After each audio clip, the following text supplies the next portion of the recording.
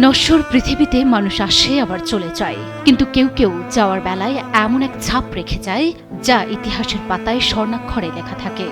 আজ তেমনই এক ইতিহাসের সাক্ষী হয়ে রইল ওসমান হাদির জানাজা।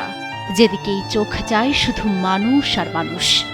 অশ্রুসজল চোখে হাজার হাজার ভক্ত আর অনুসারীদের উপস্থিতিতে তার জানাজা রূপ নিয়েছিল এক বিশাল জনসমুদ্রে। যেদিকে চোখ যায় সেদিকেই শুধু শোকাতুর মানুষের ভিড়। এ শুধু একটি জানাজা নয়, এ যেন ভালোবাসার শ্রদ্ধার এক কুলহীন মহা জনসমুদ্র। ইনকিলাব মঞ্চের অকুতভয় মুখপাত্র সৈয়দ শরীফ ওসমান হাদির শেষ বিদায়ে অংশ নিতে লাখো মানুষের ঢল নেমেছিল জাতীয় সংসদের দক্ষিণ প্লাজা ও মানিক মেয়ে এভিনিউ এলাকায়। প্রিয় নেতাকে শেষবার দেখার আকুলতা আর হৃদয়ের গভীর শ্রদ্ধা নিয়ে খামারবাড়ি থেকে আসাদ গেট পর্যন্ত পুরো এলাকা পরিণত হয়েছিল এক বিশাল জনসমুদ্রে।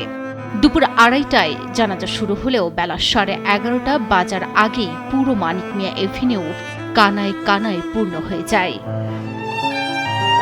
হাতে লাল সবুজের জাতীয় পতাকা আর কণ্ঠে শানিত স্লোগান নিয়ে আসায় এই অগণিত মানুষের ভিড় সামাল দিতে রীতিমতো হিমশিম খেতে হয়েছে আইন শৃঙ্খলা বাহিনীকে।